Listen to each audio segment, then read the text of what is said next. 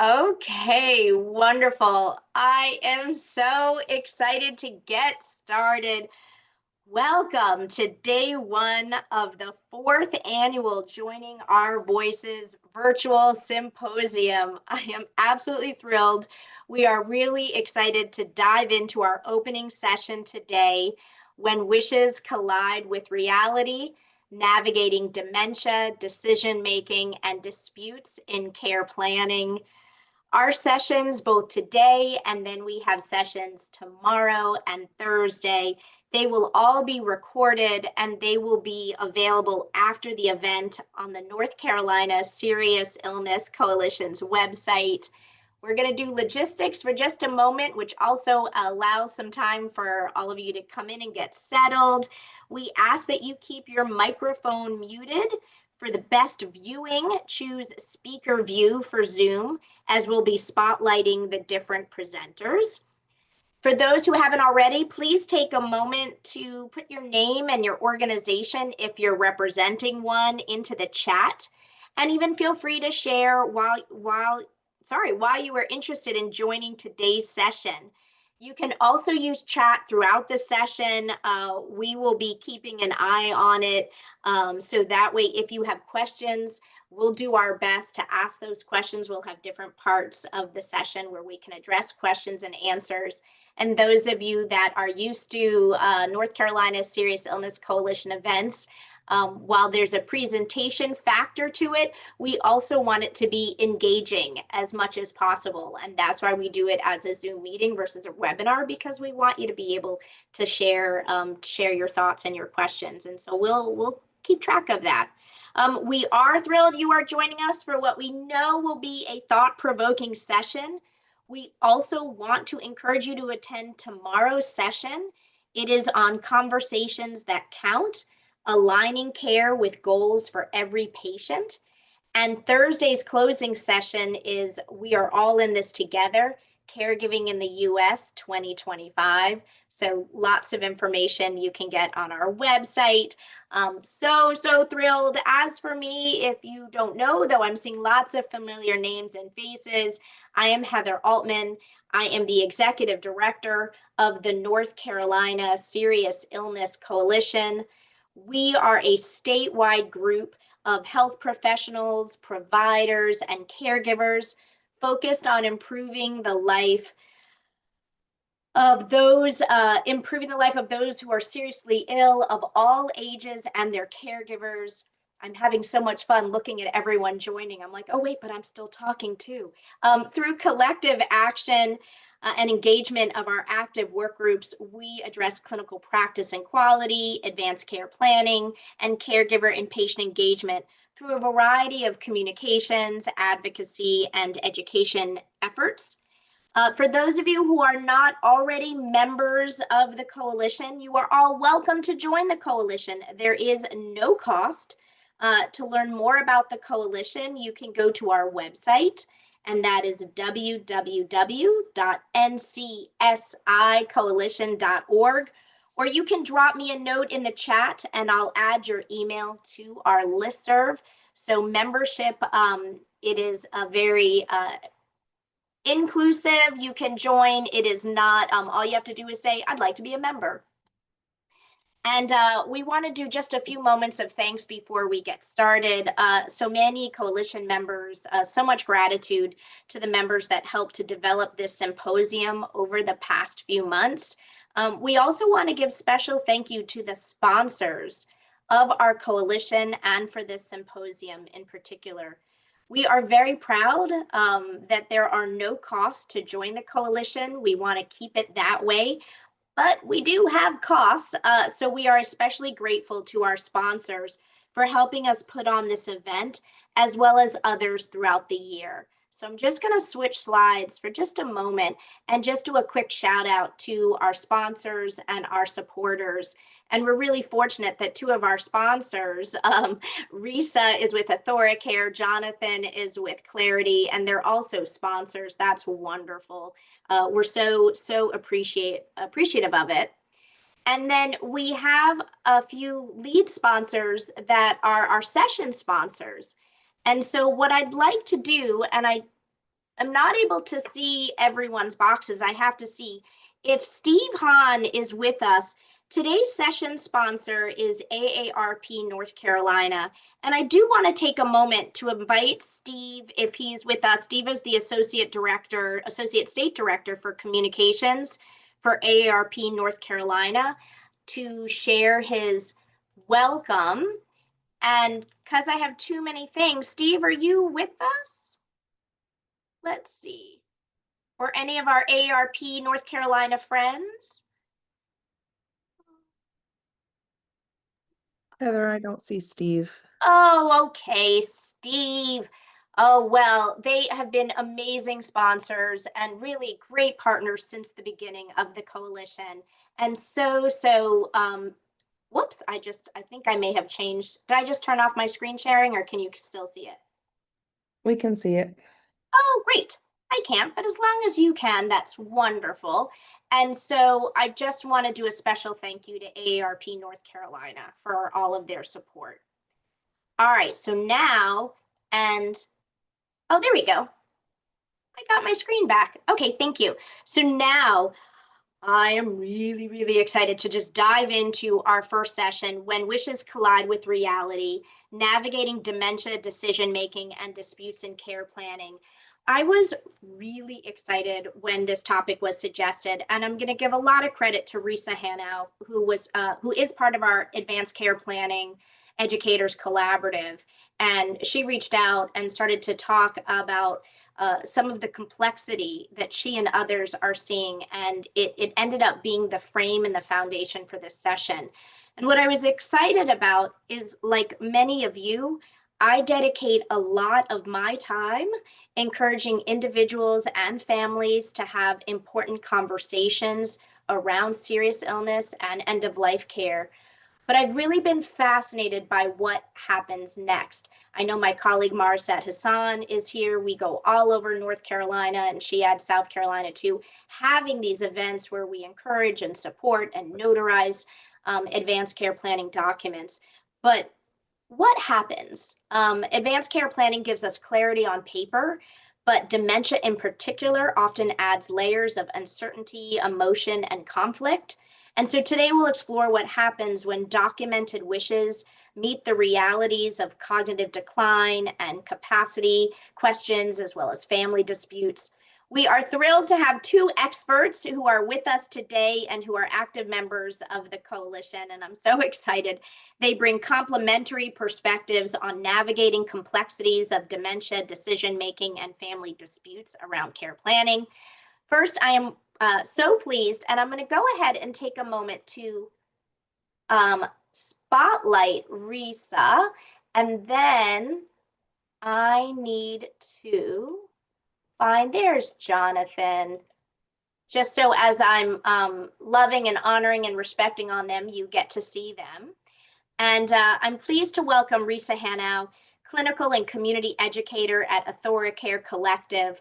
Risa has decades of experience supporting individuals and families through serious illness and end-of-life care. She brings deep clinical expertise and a compassionate approach to helping people and their loved ones navigate difficult decisions. And then joining Risa, we have Jonathan Williams, an attorney with Clarity Legal Group. And Jonathan specializes in estate planning, elder law, and advanced care planning.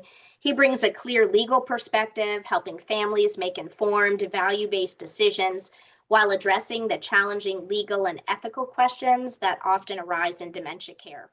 So together, Risa and Jonathan will guide us through the real-world challenges of honoring wishes while facing the realities of dementia and offering insights that are both practical and deeply human. So we want to begin by hearing a bit from each of them about their experiences and their work. I know I'm going to have a lot of questions, and I'm also going to pay attention to the chat line, so that way we'll make sure we have time throughout to address some of the questions and experiences you all have had as well. And so with that, I'm closing the screen and I'm going to turn it to Risa to help frame it and share what you're seeing and what probably many of us are seeing. Thank you. Thank you. Yeah, this is a topic that I have to say I have given increasing thought to. It's always been a focus of the work I've done in hospice and community education. And increasingly, my sense of always encouraging people who have capacity to not only have completed documents, but more importantly, conversation has opened another door to me of once we do that and we have these deep conversations, what happens when people lose capacity and they start asking for different things? And I want to try to respect. So to frame it in a case that I'll make some changes to, so for privacy, but it's probably a case that many of us can relate to, is I was very familiar over the course of about 2 years of a gentleman who was asking for some assistance in completing healthcare power of attorney documents, living will, healthcare power of attorney, updating them after his wife had died. His wife had died after a long illness. She had Parkinson's, many other health issues, and she was somebody that never wanted to talk about what her wishes were. And he found this to be really burdensome and hard as issues arose in terms of hospitalization and treatment and feeding tubes and so many things that we know can occur. And he was faced with making decisions. And his two adult children kept telling him, you knew mom best, do what you think mom would want. And he kept saying, but mom never told me. And so he was somebody who, after his wife died, was really eager to make sure his children weren't going to be put in a similar place as he felt he had been. And what a wonderful, wonderful thing. And he had gone to an event and lives in a continuing care community, and they had hosted an event. And so he sort of had this on his radar screen, asked for an opportunity to sit down and talk with the daughter who lived locally. Daughter out of state joined us virtually. And we had a great conversation. This is the conversation we all hope that we should have. What's the why behind the documents, but what's the why behind the conversation? And let's not just talk about the document, but let's talk about who are you? What gives your life meaning, and what are the things that are important to you, and what are the things that you observed that went really well with your wife and other experiences, and things that you observe in the past that you would not want to occur. And he was a fairly healthy gentleman, and he was somebody who was in his early 80s and really proud of his independence and that he had moved into a community thinking that, certainly family would not be burdened by his care, and sort of doing all the right things. And his children were very appreciative of that fact. He had, though, become aware, and he disclosed during conversation, that he thought maybe his memory and his ability to manage things had been slipping, and his daughters really felt like it was grief and exhaustion. And we went through the process of completing the documents. Clearly he had capacity to do that. And in the midst of that, he had many discussions when I was not present, I know, with his daughters, talking about his wishes. And he had very clear wishes that his life not be prolonged in any way at any point in the course of an illness, that he wanted them to be sure he was comfortable. He really thought quality over quantity. He had very strong feelings that he should not ever receive artificial nutrition. He didn't want resuscitation attempts. He was very clear. He also was gentle and thoughtful in deciding which daughter to name as healthcare power of attorney. And we talked about why somebody might choose, one child, one person over another person. And he knew that his one daughter was very able to advocate for herself, advocate on behalf of others, able to ask questions, a good decision maker. The other daughter was less motivated to ask questions and sometimes felt a little uncomfortable in situations where she felt like there was an authority figure. And they were very open about that. And so everyone was on the same page. And he made the decision in his document that he wanted his healthcare power of attorney to be able to make decisions, even if they were not in keeping with his living will, because he understood, I'm not going to be there, able to answer a question, and this daughter will be able to do that and gather information. And I trust her. I trust her to speak in my voice.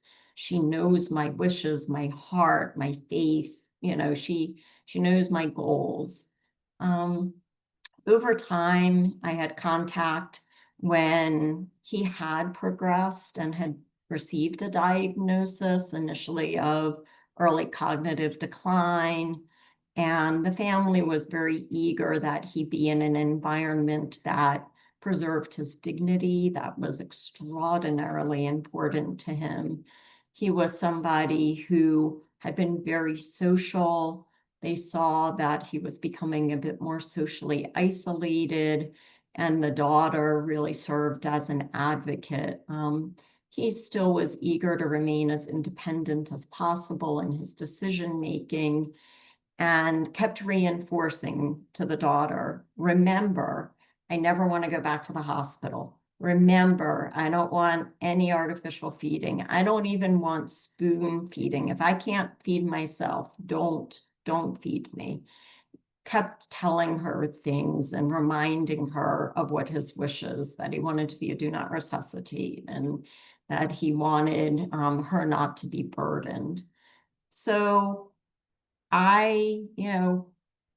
she asked me, what else do we need to do? And he was initially a palliative care patient, and they both really benefited from those goals of care discussions. And he had then some heart failure issues and some renal failure, kidney failure issues, and progressed to a point where it became clear that he was hospice eligible. And at that point, really did not have capacity to make the decision about accepting hospice. So his daughter, in her capacity as healthcare power of attorney, was the one who made that decision. And he had moved from the independent living area, and he was now in the memory care area of the facility. And it was over the course of weeks of him moving into that area where aspiration was becoming more of an issue. He was definitely a fall risk. The daughter was a tremendous advocate in terms of reinforcing what her father's wishes were and wanting them to know the man that she still saw him to be, even though he couldn't express. They had pictures and his favorite music, and really holding on to that personhood and wanting whole person care for him. There then became some issues that has drawn my attention to this topic, which is that as he was having more difficulty following directions, he had some falls. And the facility was eager to transport him to the hospital. And he was saying, I want to go to the hospital. And the daughter was like, no, you were so clear. You never wanted to go back to the hospital. And both the facility, hearing somebody say, I want to go to the hospital, plus their imperatives of, a patient falling. And the daughter was becoming increasingly distressed that she wasn't able to uphold her father's wishes and that he was saying something different. And even though she understood dementia, we had had conversations about, and it turned out that he had Lewy body dementia, and we had conversations about that, and she was seeking support and education, and she intellectually knew that he could not remember, but she was feeling ethically torn and personally torn that, over and over he had expressed himself as to not wanting ever to go back to the hospital. And now he was saying, I want to go to the hospital. I want to go to the hospital. And what should she do? And the facility, plays a role in this care, of course, because they are there 24/7. And so there were issues around hospitalization, and then there started to be issues around feeding. And he was really losing his ability to get a substantial amount of food into his mouth. And he was just not, his coordination and his ability. And so the staff was wanting to begin to spoon feed. They wanted the daughter actually to, hire somebody because staffing doesn't permit time-wise. They wanted somebody to help with that. And the daughter said, he didn't want that. He didn't want that. And he was asking for chocolate ice cream over and over and over again. And there was this cycle of when he ate, he aspirated. When he aspirated, the hospital situation came up. When the daughter advocated for him not to be fed, both hospice staff and facility staff were having issues of how can you not feed this person? You daughter are a terrible person, like how can you tell me not to do that? And the staff were feeling like if somebody asks me to feed them, I'm going to feed them. The daughter felt moved to put a camera in his room, wanted to see what was going on.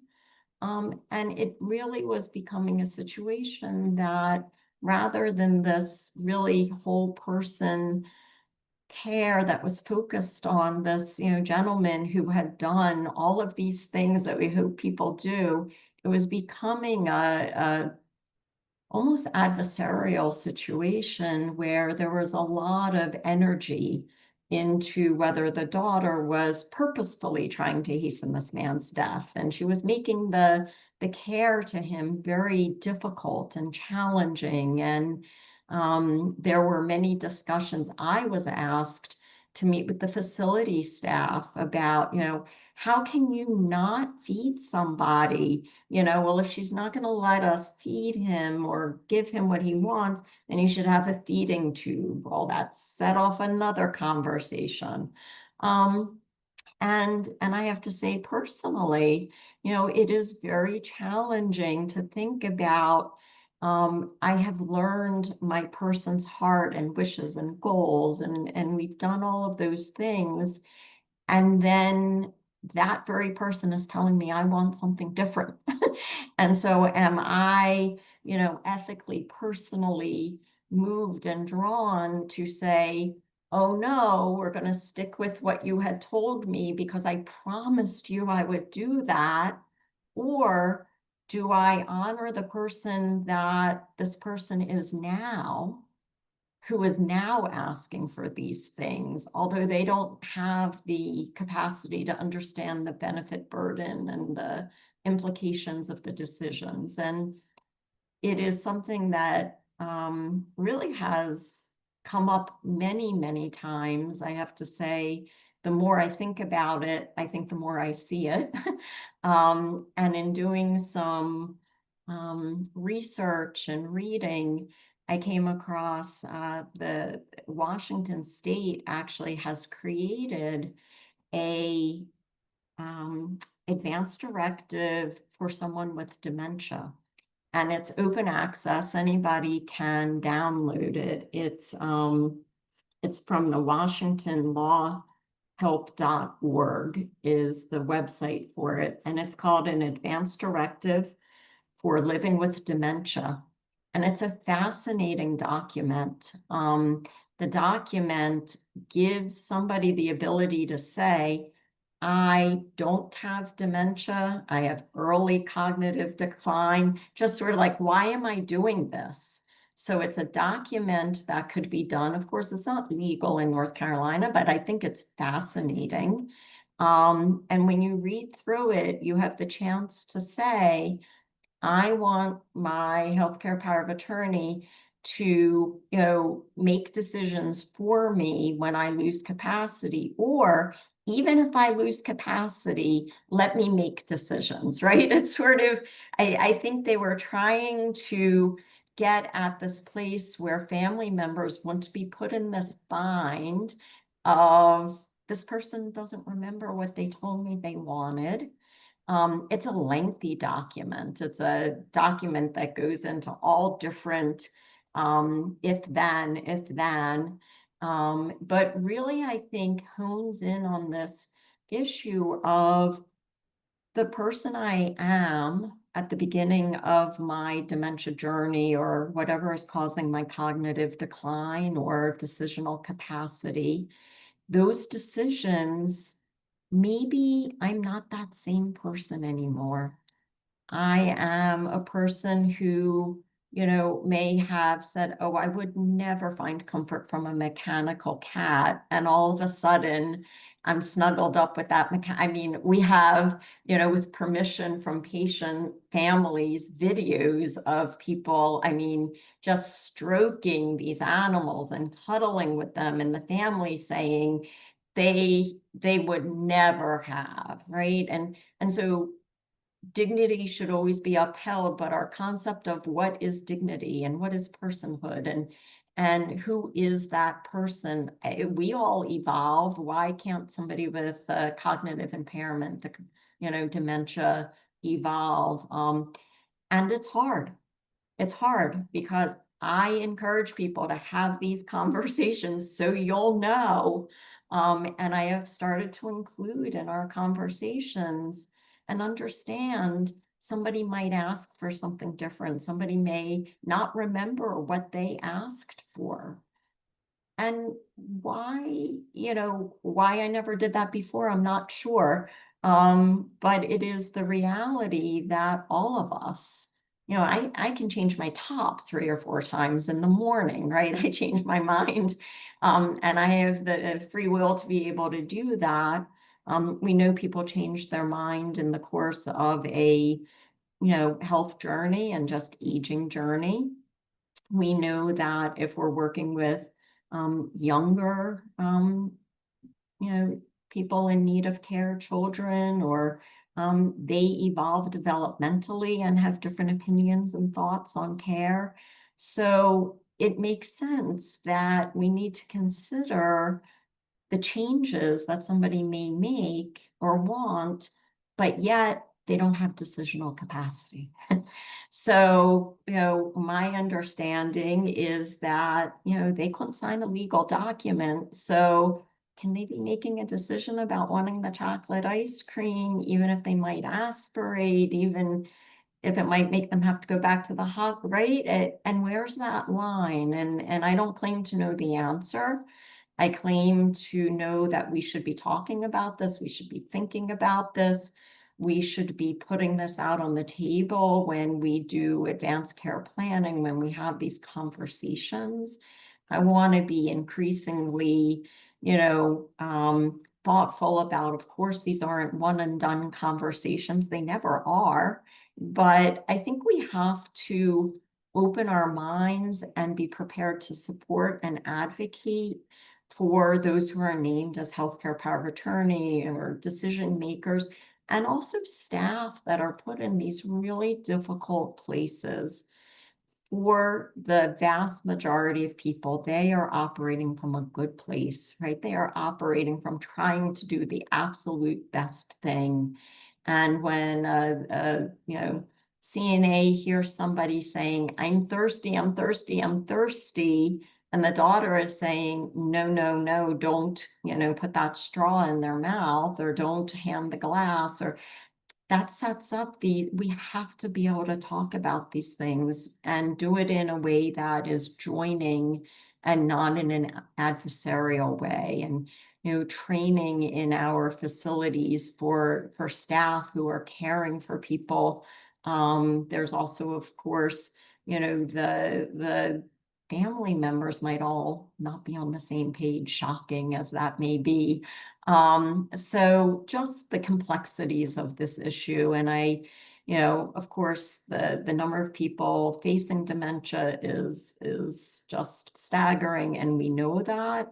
And so these conversations and these situations and whatever I can do, we can do to walk alongside of people who are dealing with these struggles, because it's not only care issues, it is moral distress that is being created, both for staff and often for that decision maker. There's not a right or a wrong. There's do the best I can in the moment, and in the next moment it might be another decision. And giving people that permission to grapple, talk with others, and have confidence that they've done all the right things, and still it's not going to be perfect, because perfection does not exist. So maybe I'll stop there. And Well, and you had shared that in the prep, and of course, and I'm looking at this, and and you know me, I'm like, give me the chocolate ice cream, and I'm looking at you and taking in this information, and it's not to be too light, but like this is like a Netflix series now. You sort of teed it up, all of the complexities, and now we're 5 shows in, and I'm like, well, what happened? I mean, I know this is a real situation. You laid out the complexities, and so, and the fact that this advocacy on behalf of the daughter now becomes an adversarial, and now which wishes do you respect? The wishes of the person now, or what he had put out? So is there a conclusion to this? I mean, can you share in this specific situation he's how it was rectified? he is somebody who died in his sleep.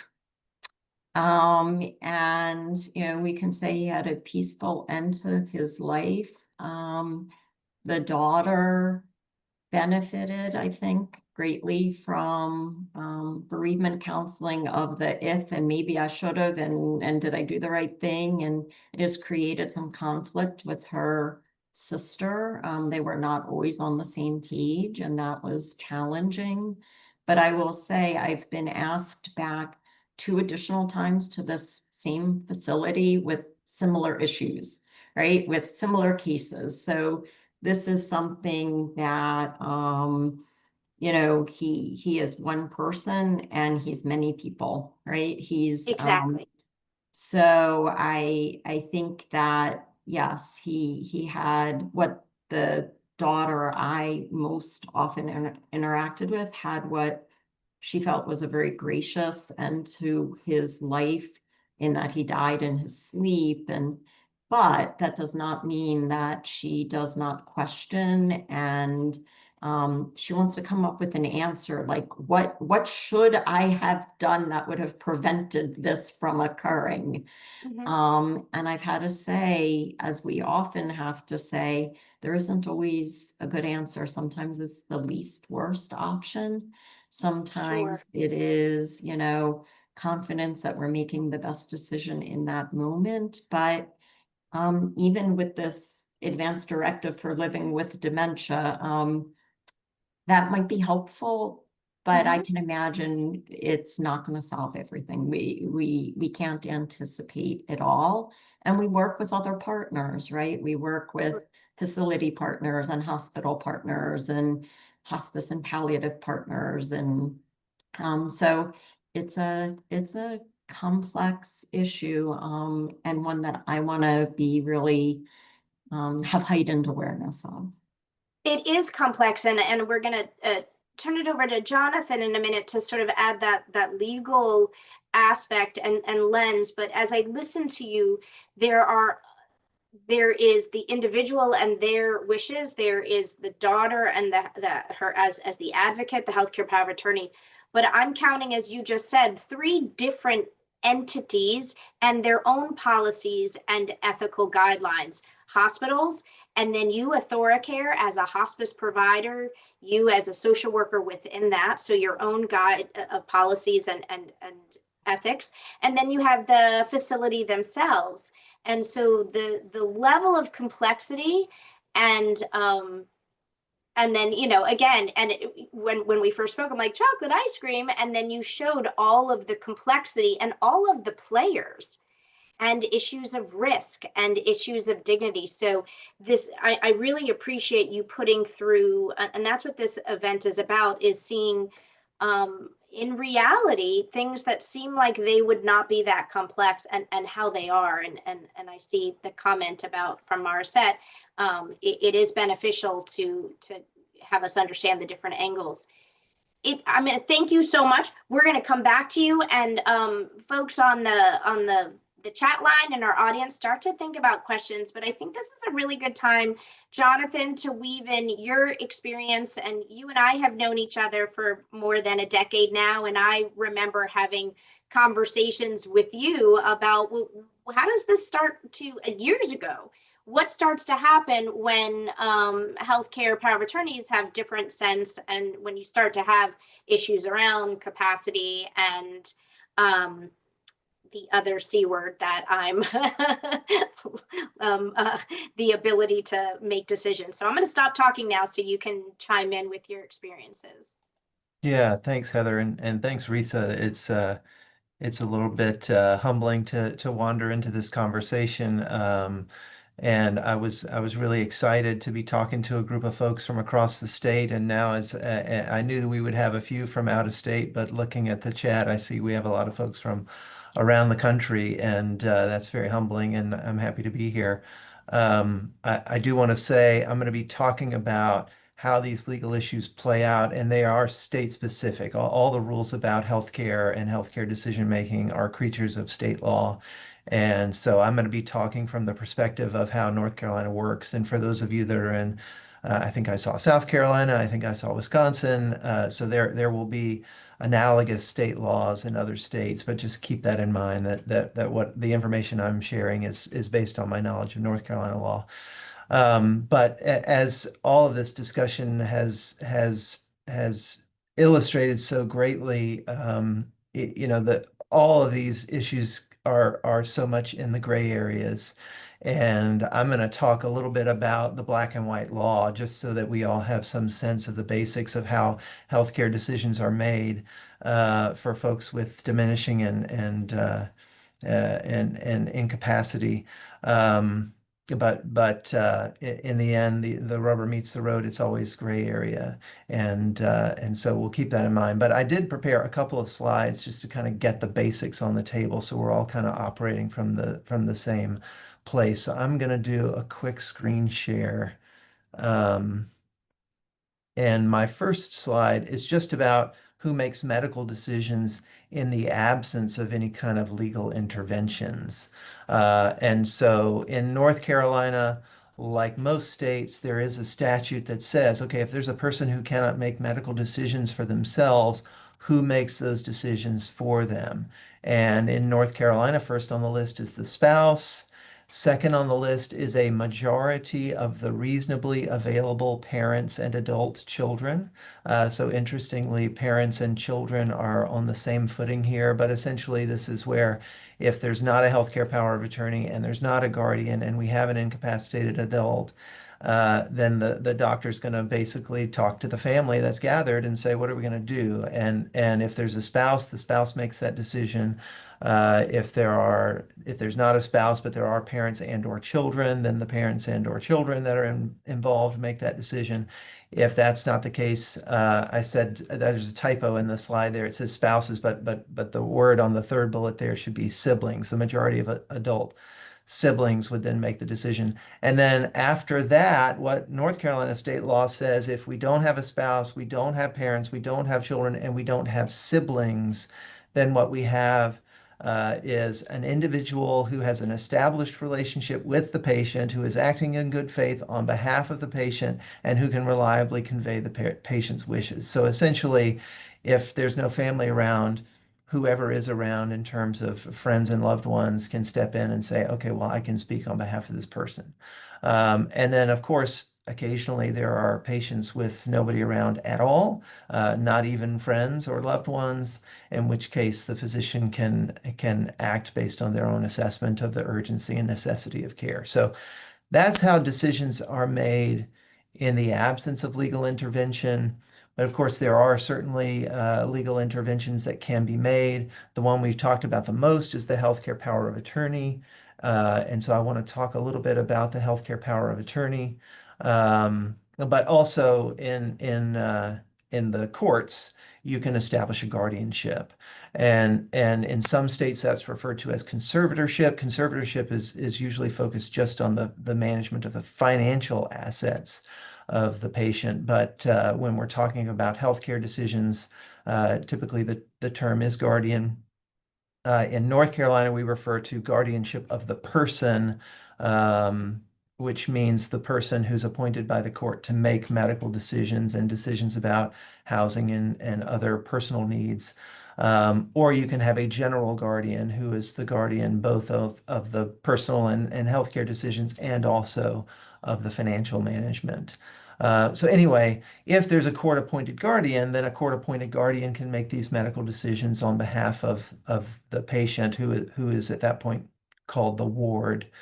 So the ward has their decisions made by them by their guardian. But if there is a healthcare power of attorney in place, then the healthcare power of attorney will supersede the guardian's authority unless the guardian asks the court to suspend the healthcare power of attorney. So sometimes when there are family disputes about who should make decisions or what kinds of decisions should be made, maybe there's a healthcare agent in place who's appointed under a healthcare power of attorney and the family thinks they're doing a rotten job. Then if a guardian is appointed by a court, then the guardian can ask the court to suspend the healthcare power of attorney, in which case then the healthcare power of attorney is basically out the window. But if there is a healthcare power of attorney and it has not been suspended under a guardianship, then essentially that healthcare power of attorney is the boss in terms of healthcare decisions. So they would override anything the guardian might say. They would also override anything the spouse or the kids or the parents or the siblings or friends might say. Now, of course, the likelihood is that the healthcare agent that's appointed is probably one of those people. But that healthcare agent's authority would be very broad. But it might be limited depending on what the document says. So let's talk a little bit about what the document might say. So first of all, the question is, who can make a healthcare power of attorney? And the law in North Carolina says any person who has the understanding and capacity to make and communicate healthcare decisions and who is 18 or over can make a healthcare power of attorney. So if you are well enough to make medical decisions, you are well enough to appoint a healthcare agent. And so you can make the healthcare power of attorney. There is a statutory form, although you could customize it, and some lawyers who prepare these for clients do customize them in various ways, but there is a statutory form that you can get. And in that document, the person who's making the healthcare power of attorney appoints a healthcare agent. Ideally, they're naming a backup or maybe two backups. It is even possible to name co-healthcare agents, although I tend to discourage that in the abstract, just because one of the reasons to do this is so that you know that there is someone who can make a decision if there's disagreement among the family or friends. But sometimes we have clients that really want their two adult children to be co-healthcare agents, and they are convinced that their children will be able to work out any kinds of disagreements, and they're allowed to do that despite our caution that maybe they won't always agree or be able to work out their disagreements. And so you can make healthcare agents, and I'm sorry, co-healthcare agents. The document then defines what powers the healthcare agent has And it has a very, very comprehensive list of all the powers that the healthcare agent would have. So powers to decide who the doctor ought to be, decide what the facility ought to be, whether the patient ought to be admitted or not, and then of course what kind of treatment, what kind of procedures, what kind of diagnostic procedures, what kind of treatment plans, what kind of medications, what kind of mental health treatment. It's all in there. Um, unless or until the patient might create some limits or boundaries on that healthcare agent's powers. So, for example, the healthcare agent might say, "Well, I don't want to be subject to chemotherapy because I'm in my late 80s and I've already gone through 3 rounds of cancer treatment, and I've decided I don't want my healthcare agent to be able to consent to more chemotherapy treatment because I don't want to do it anymore." And so that would become a limit. The example that Risa gave about this advanced directive for dementia care, that is not a document that is enshrined in North Carolina law. But if someone was interested in putting that in place for them and they lived in North Carolina, we could say in the healthcare power of attorney that the healthcare agent's decisions relating to dementia care shall be guided by my wishes as they are expressed in this other document. And we can sort of incorporate that into the healthcare power of attorney and make that um, guidance for the healthcare agent in the exercise of their powers, or even make it formally restrictive of the healthcare agent's powers. Like if you put some directive in there, like I will not be spoon-fed no matter what, and then we make that a binding restriction on the healthcare agent's powers. Well, now all of a sudden the healthcare agent may not consent to spoon feeding no matter what. Um, and so, you want to be really careful anytime you place restrictions on the healthcare agent's powers, because saying the healthcare agent can't consent to a certain kind of treatment means they can't consent to that kind of treatment, no matter what the circumstances look like. So we want to be cautious about that. And I tend to advise clients, usually when you have feelings about what kind of treatments might be appropriate or might not be appropriate, it's usually going to be a better course to include that in your conversation with with your loved ones, with your healthcare agent, so that they understand what your wishes are, and that they can make the decision that they believe that you would want them to make, based on their knowledge of your values and priorities and wishes, rather than making a formal restriction. Just because what we think about in the office when we're healthy and we're signing our healthcare power of attorney with the lawyer may look a little different in the real world when things really happen, 3, 5, 10 years later. So we're cautious about that, but you can place restrictions on the healthcare agent's powers. And I also want to make it really clear that the healthcare agent does not have immediate power. So that the healthcare agent is appointed in the document, but they only have power to act, as you see in the third bullet point here. They only have power to act when a physician determines that the principal who made the power of attorney lacks the ability to make and communicate their own healthcare decisions. So in other words, a person serves as their own healthcare agent as long as they're able. And then when the doctor determines they can't do that anymore, then they turn to the healthcare power of attorney. And then finally, I've got this bullet point about when you can revoke a healthcare power of attorney. Basically, if the doctor determines that you're able to make and communicate decisions, then you have the requisite capacity to make a healthcare power of attorney, and you also have the requisite capacity to revoke the healthcare power of attorney. And I bring that up because in North Carolina, there is an interesting contrast, because in the law related to the living will, the law says that a person can revoke a living will regardless of their mental or physical condition. In other words, even if your physician has determined that you are unable to make and communicate healthcare decisions, if you tell your doctor, I want you to put me on life support, and you can communicate that clearly, the law in North Carolina says you have effectively revoked your living will, and they are supposed to administer that life support care even if you're completely um, incapacitated.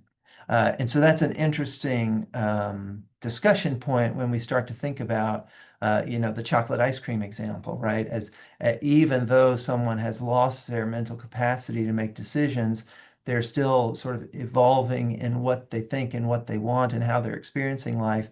And when it comes to the healthcare power of attorney, if they've sort of crossed this threshold where the doctor says, no, they can't make decisions anymore, they can't revoke their healthcare power of attorney. So whatever they've said is in there, but they could revoke their living will. And that's an interesting contrast. I don't know if it's true in other states, but it does work that way in North Carolina. And so that's interesting food fodder for our conversation about how we honor the wishes of people after they've crossed some invisible line into incapacity. Um, but so that's the basic framework. But I have the same themes as Risa, which is these black and white rules are what they are, but the issues come up when we're in the gray area, and there are no right and wrong answers in most cases. And in most cases, the best thing to do is anticipate these issues as best you can and talk about them. And you want to talk about them. And we always encourage our clients to talk with their healthcare agents, um, but also bringing the health providers into the conversation and letting them know kind of these are the issues as we see them playing out. Um, and if the father and the daughter had this long and beautiful conversation about, these are my wishes, this is what I want, how would that conversation have been changed if we introduce this idea of, okay, well, Dad, we know what you want as you're saying it right now, but what if time passes and you start saying different things? What do you think about that? I'm guessing, and Risa, you can nod or shake your head. Was that part of the conversation? I imagine, based on your scenario, that was not part of the conversation. He didn't believe that he would change his mind. Right. He felt like Yeah, he they never was do. so firm in his decisions that, that wasn't a concern. Mhm. Um, and also, how would that conversation had been different had had the results of that conversation been communicated with the health providers ahead of time, right? If they were clued in ahead of time to this idea that, yeah, Dad's been saying for years and years and years he doesn't want any kind of interventions. Um, and so now when I'm telling you not to spoon feed him, um, you've got some context and you don't have to see me as a villain here. You can understand where you might still disagree with me and want to provide this palliative care or whatever, the chocolate ice cream, or maybe even to take him to the hospital. But at least you know where I'm coming from, and it might take the temperature down in terms of the conflict between the family member and the medical provider, which would be great. But if you're asking for my legal analysis of the situation, um, I think it's fairly clear that the daughter as the healthcare agent ought to be making decisions in this case, right? If dad has sort of crossed this threshold where he's no longer able to make decisions, then the daughter has the power to be making these decisions about dad's care, unless the healthcare power of attorney precludes it in some way, right? Unless the healthcare power of attorney said something like, you can't withhold chocolate ice cream. The daughter has the power to say, no, we're not gonna feed him this. Um, but healthcare providers, as the example um, relates, are fairly cautious about wanting to override their patients' expressed wishes in the absence of something like a court order, right? And so we see from time to time situations where we have adult children of parents with diminished capacity or incapacity, and they're saying, well, can I put mom in a facility? She doesn't want to go, but she's incapacitated. She can't make these decisions. Can I make these decisions for her?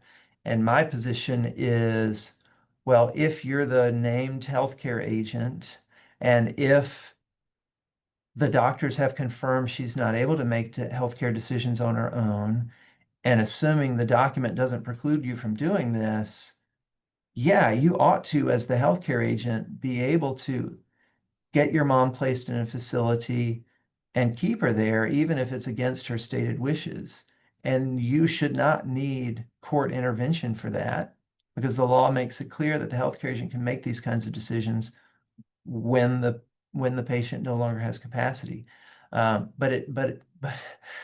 police officers, sheriffs, facility administrators, they are very, very loath to hold someone against their will unless there's some kind of court order in place, unless there's some sort of involuntary commitment or guardianship that says this person cannot make decisions, and so it is difficult. But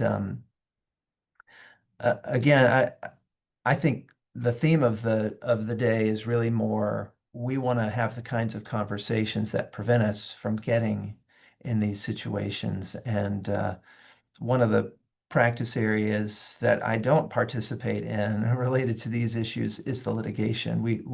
I'm not a litigator, and we're not a litigation firm. So, my role in most of these types of things is to help these things get resolved without having to go through the courts. But let me stop It's, there and see where we're at. And yeah, I see, and I'm still, I feel like it's such a good world experience, and feels like the beginning of a weird joke. You've got a hospice social worker and an attorney and a community walk into a bar and ask about chocolate ice cream.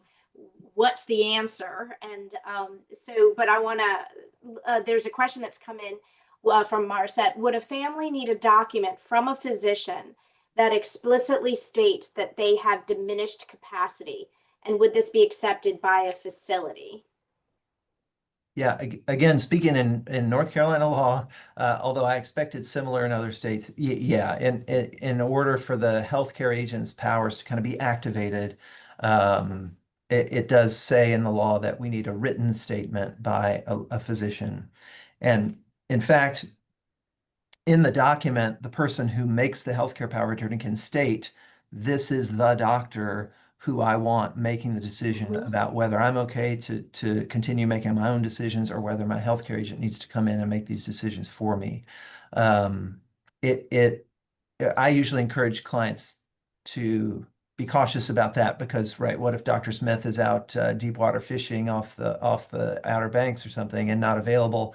There is provisions in the law that says if the doctor's not reasonably available, we can get a different doctor to make that decision. But it's quicker and easier in most situations to just say, I'm not going to name a doctor, therefore any attending physician can make this decision.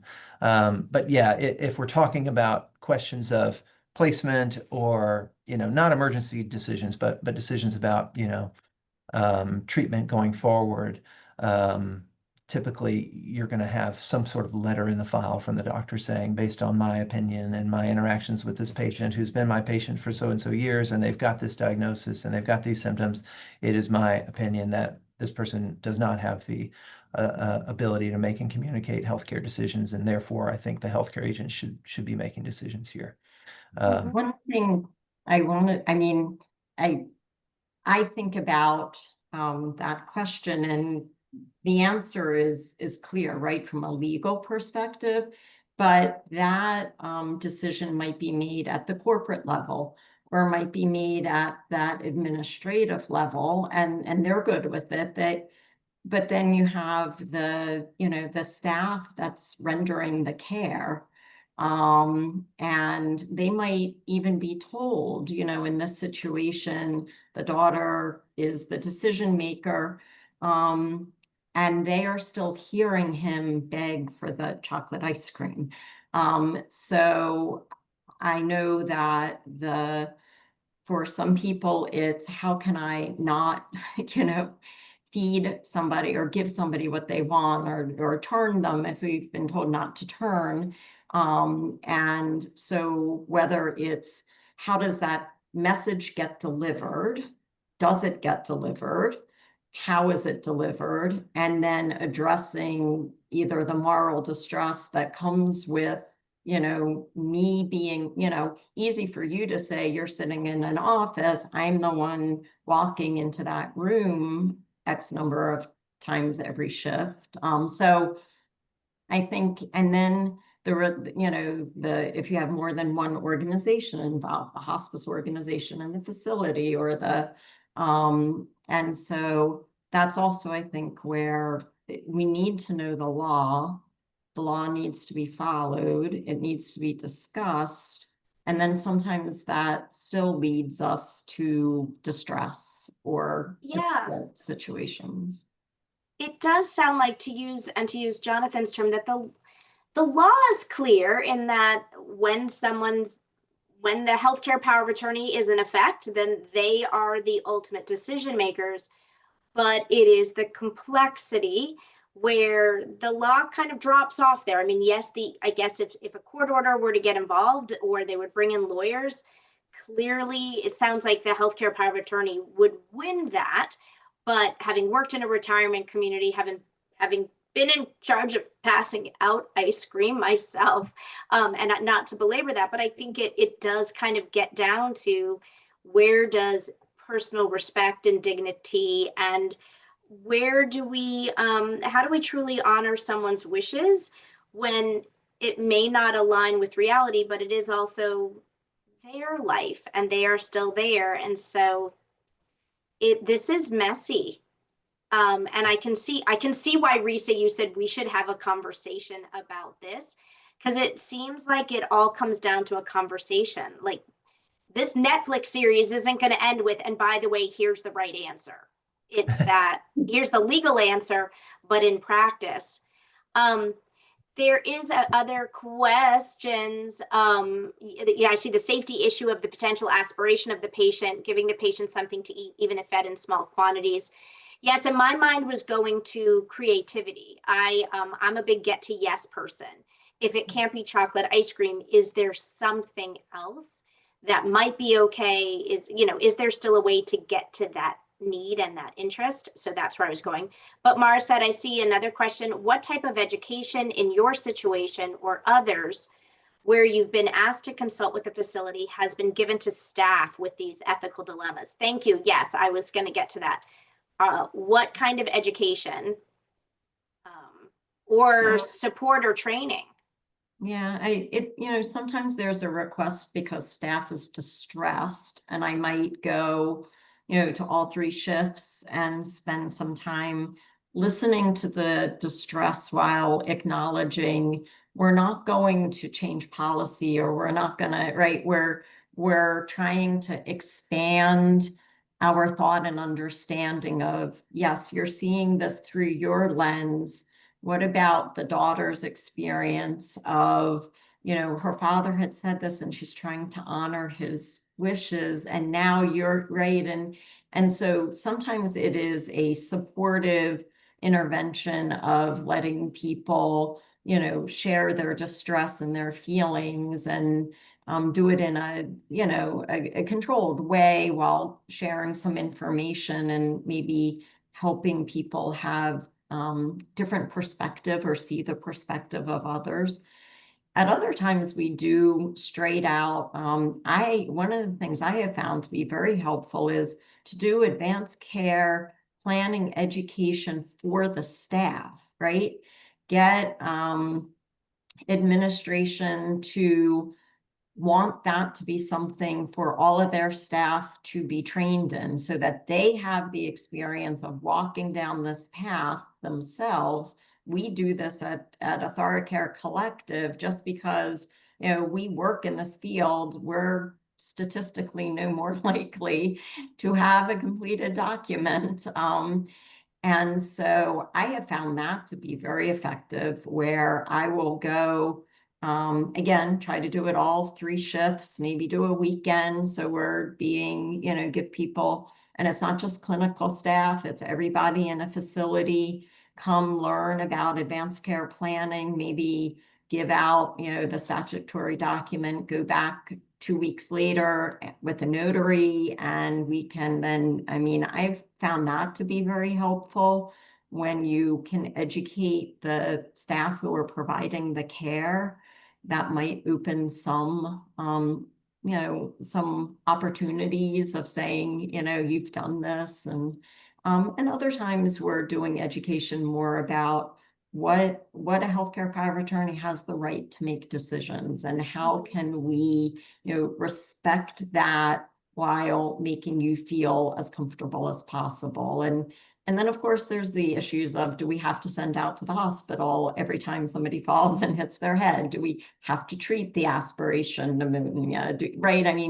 There's all different things, but I would say the listening sessions and then advanced care planning education for staff are 2 things that I immediately will look to. Mhm. Thank you. And what I wanted to do, we do have a few minutes left, and so the timing worked well in terms of hearing from Risa and Jonathan. But if any of you, if you have questions in the chat, absolutely to put in the chat, that's great. But I am wondering, as I look at a number of you, and a number of you are educators and providers in the advanced care planning space, in the hospice space, in the community space, I am wondering if any of you would like to share if you have faced a situation where wishes conflict with what seemed best, or what if there was a dispute between what the person had previously expressed and then how their wishes may have changed. So wondering how any of you may see this in the field, if you face similar situations, and also what tools have you used to ease this family and facility or provider conflict. So do know that people can either put it in the chat or come off mic if this speaks to something you've gone through and how your community addressed it.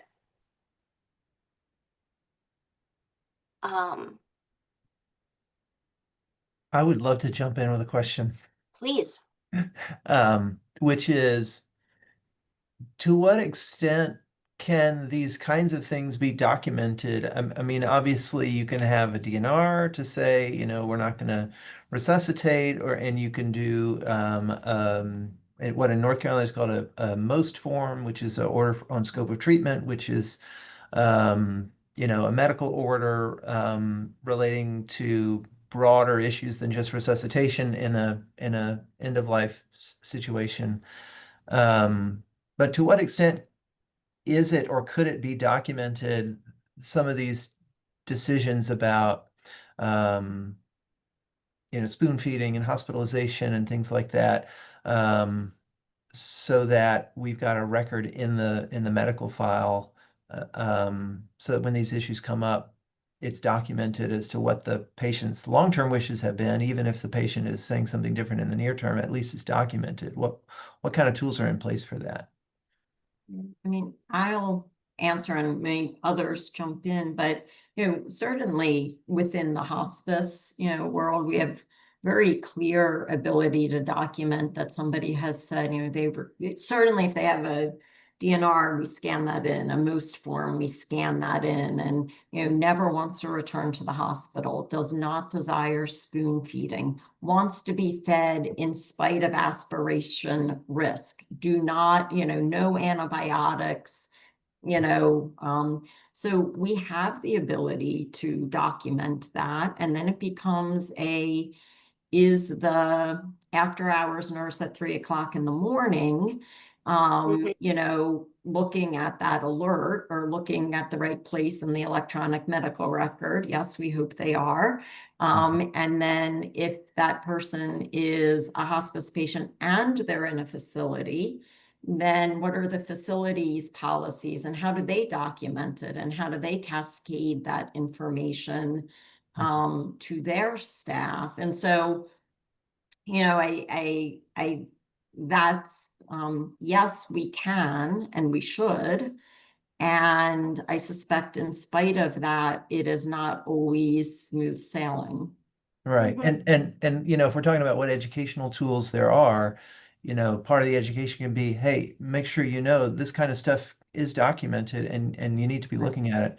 And you know, my interest is, first of all, I want to say something I wanted to jump in with earlier, which is um even if the healthcare agent has the power to do something, if the facility is not honoring that, or the medical provider is not honoring that, you know, how many healthcare agents are going to have the funds and or the appetite to like take this to court and get a court ordered, right? That it's just not going to happen much. And so there again is another reason to say this is more of a human issue, more of a conversation issue, and less of a black and white law issue. Because again, who's going to go to court over whether to give the dad some chocolate ice cream, right? Um, um, but going back to the education piece, you know, making sure that the staff and the providers know that this information is documented. And my interest is less in like there's always going to be disagreement about should we provide this care or not. He used to say this, now he's saying this. What's the right answer? You know, reasonable people can disagree based on their history with the person. My interest is mostly in just taking down the temperature of that conversation and helping people understand that we don't have a villain here necessarily, that we've got people who are in good faith trying to do their best for somebody who's in a tough position. And you know, reasonable people can disagree about what the right answer is, but let's have a conversation that's going to honor everybody's perspective and everybody's humanity here. So even if we disagree, we come away feeling like we've had a chance to be seen and be heard, and to see and hear the people around us, and to care for the person that we care about. Mhm. I will share, and then if others that where I used to work, I saw negotiated risk contracts, and Mm. it was sort of if everyone wanted not to the chocolate ice cream, if someone's diabetic or an aspiration, and everyone was on board that he wanted it and the family is okay with it, but understanding that because there's an aspiration risk, in the case that I was involved with many years ago, or I kind of saw from afar, I saw the team was actually about eating lettuce, eating salad, and it was someone who did not have a cognitive issue, but it was enough of a health risk that the person needed to sign it saying, I acknowledge the risks of this behavior. And so and I understand it could lead to an end of life situation, but it's important to me. And so I've seen where people want to get something, and so okay, so what are the risk contracts, or what can the family sign so the community is comfortable doing it? This is interesting, the situations that were presented, because it's not doing something that somebody's asking for. If they're asking to go to the hospital or they're asking for a food, but yet there's a capacity, it's complex. And I'm wondering, you started to put in our we do have a few minutes left, uh, in terms of leaving with takeaways and advice that you may have. I think I heard the advice, but I want to turn it back over to you, Risa and Jonathan. And again, audience, feel free to put your questions or comments in. It sounds like one piece of advice, to if you could change anything about advanced care planning, would be to address some of these complexities beforehand, not just what you would want, but how would you like me to handle it? If Risa, tell me if I'm saying it right. How would you like me to handle it if I'm the healthcare power of attorney and all of a sudden you want for something that you say, or I'll stop talking, but what are the ways you would address advanced care planning, or what some of the changes you'd like to see to try to preempt some of these complexities to the extent you can? Right. And I think Jonathan mentioned it also. I do think we need to say, you know, you're making these decisions and giving this information to your healthcare power of attorney to speak on your behalf. And how would you want them to act if you were to change your mind or ask for something different than what you're asking, certainly we can update the document as long as you're able, right? As long as you have capacity. If we now get a new diagnosis and your wishes change, so I always want to hold out, the possibility that what you are asking for now may be different than what you ask for later. If you have capacity, you get to assert that. And if you want to update your document, and you're still making your own decisions, right? But if you've lost the capacity to make decisions, what would you want this person to do? And for some people, they can conceive of that, and others they can't conceive of that. But I think we should be mentioning it. And, that companion piece of, if there are healthcare providers also involved, are we thinking about, is there a do not resuscitate order? Is there a MOST document, right? The MOST document can be a great place for more conversations about more specific wishes. And well, you're saying that now, but what if you're lying on the floor and you're begging to go to the hospital and you can't make the decision and I have to make the so we can use some scenario, work within these conversations to help people conceive of, or, maybe it happened to Aunt Bessie and remember when and so I think we have to try to, because for some people it's so abstract. I want to try to gauge my audience. Who am I speaking to? Are they, comfortable in this conversation, or are they like they were dragged here and they're going to sit here because they have to, so I think I want to try to reach that person and speak in language that it resonates with them, and storytelling is, a good way to do that. I'll chime in. I like to contrast the healthcare agent's role from the role of maybe a financial agent, right? You can have a healthcare power of attorney, you can have a financial power of attorney, or a general durable power of attorney. And the way I like to explain it to clients is, if you name me to be your agent on your power of attorney to manage your money and finances, and you have a history of making really, really terrible financial decisions, when it's my turn to step up and manage your finances, is it my duty to do it the way that you would do it and continue to make terrible financial decisions? Or is it my duty to be a good steward of your finances and make more sound decisions and not, lose your money? And the answer is, well, my duty is to not do it the way that the principal would do it, but to do it the way that I think is going to serve their needs. Healthcare, the duty of the healthcare agent is totally different. The duty of the healthcare agent is to do what the principal would want them to do if they could speak for themselves, right? And so if you do a healthcare power of attorney and you don't have conversations with the healthcare agent, then you're basically saying, just do what you think is best. And so I always urge clients, now that you've done this document, have these conversations with your healthcare agents so that when the time comes, they know what your values are, they know what your priorities are, they know the things you never want to see happen, they know what kind of outcomes you want. And that way, when they're acting, they can act in your place, right? Um, and what I've learned from this exercise of putting this together and talking with Risa and Heather about this is, I see the comment about other family members. Yes. And also, as we're learning today, maybe also clue in the providers in this conversation as well. But what I was going to say is, what I'm learning from Risa and Heather today is that those conversations need to be more than just about what kind of care outcomes do you want, Yes. but also about this idea of moral distress, right?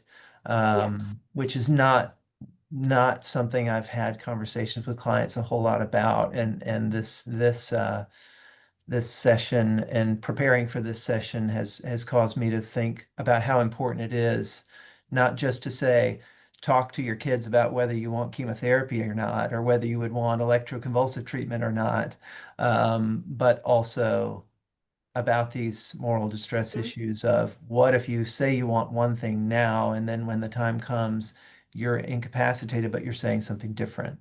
Mhm. And having a conversation with the loved one about that ahead of time, I think would be really, really fruitful. Um, and And again, letting the providers in on some of that can help ease that tension too. And seeing if that person, in my mind, optimally, I want that conversation before that person is named and that document is completed and executed, because I might say, I totally respect what you want, and I would never, like, I can't do that, right? Mhm. You're telling me you never ever would want amputation if you had gangrene. I don't think I would be able to say, don't do it. Or I don't think I would be able to say, she never wanted blood products, never give. So you should really ask somebody else. And I always tell people that's a gift, right? That person has given you a gift. They are saying they cannot speak in your words, your heart. But if you don't talk to them about it, you don't know that. And so we want to make sure that people can align, it might not be the decision I make, but can I follow what I'm being asked to? Mhm. And if we don't have that conversation and we just name, the spouse because we think that's what we should do, and they'll know what I want and follow what I want.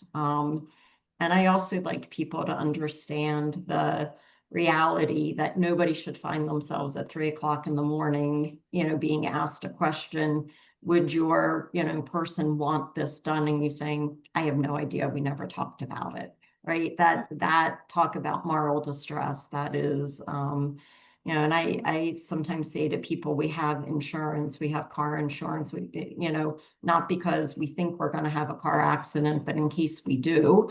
And so the healthcare power of attorney living will is sort of like that insurance. You get to have total control until something occurs, but you've ensured that your wishes will be respected if you have had Mhm. these conversations ongoingly. So. Mhm. I had a thought, but I'm going to hold off on my thought, which may come out sort of jumbly, because I want to do a quick logistics thing. I know we have just a few minutes left, and some folks may start to leave us. And so, what I want to do is I want to invite my colleague, our wonderful graduate intern, Katalia Alexander, is going to put into the chat an evaluation. We are starting to come pretty close to the end of the session. And so we wanted to go ahead and for those of you, we invite all of you, we'd love for all of you to put your wishes and your feedback in writing. And so thank you, Katalia. Just put out a quick feedback survey just to help us have some feedback about today's and to plan for future events.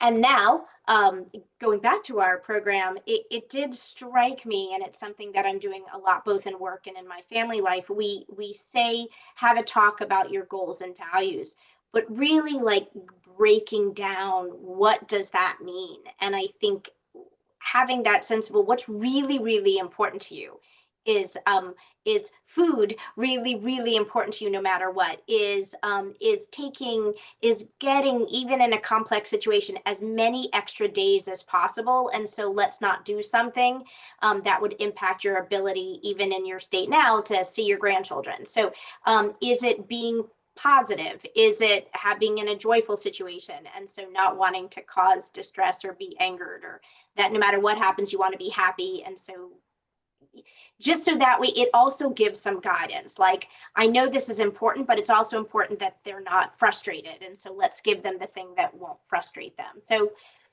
I'm rambling there because I wasn't planning on saying it, but really thinking through what are our goals, not just in terms of life prolonging and things like that, but what kind of environment is meaningful. And so, how can all of us play a role? And this issue of distress on the family member, distress on the staff, um, like for me, I don't want people fighting over me. And so I want happy, peaceful. So whatever, even if it shortens my life but puts everybody happy, okay. So I mean, just trying to find some other value to guide it. Um, but there's a lot of complexity here.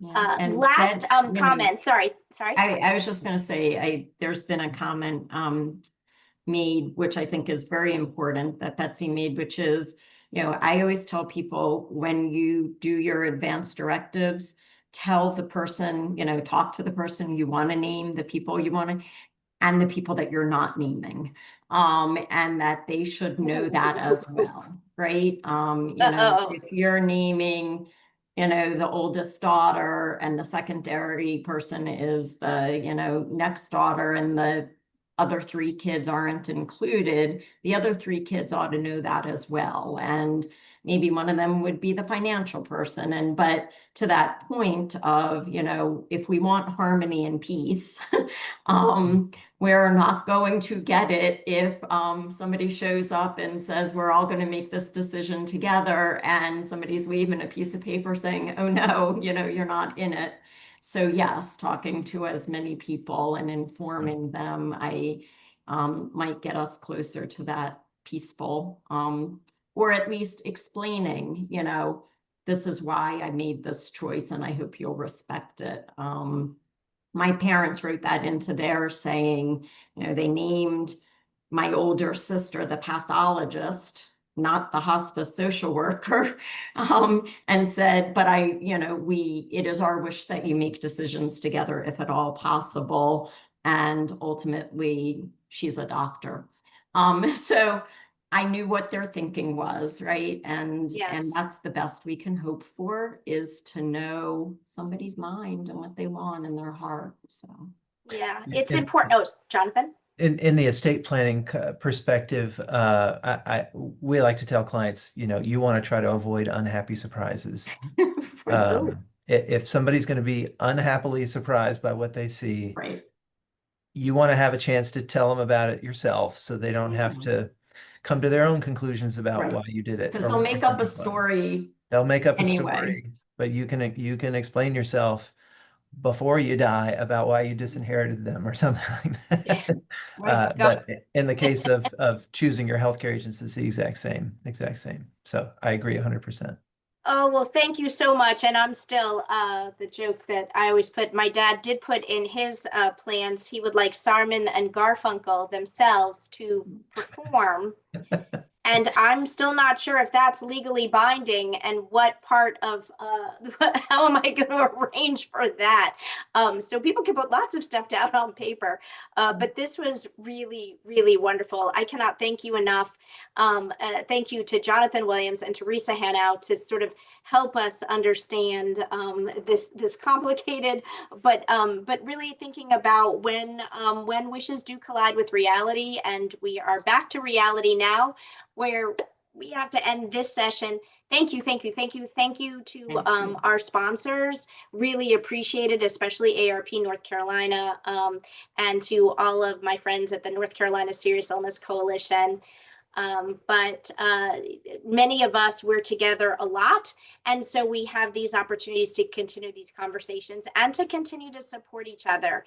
And I think at the end of the day, having a supportive community, not just as patients and families, but all of us as providers and advocates, that we have each other. And not to sound cliche, but that's literally the point of this symposium, is how do we join our voices and how do we support each other moving forward. So with that, thank you, everyone. Thank you, thank you.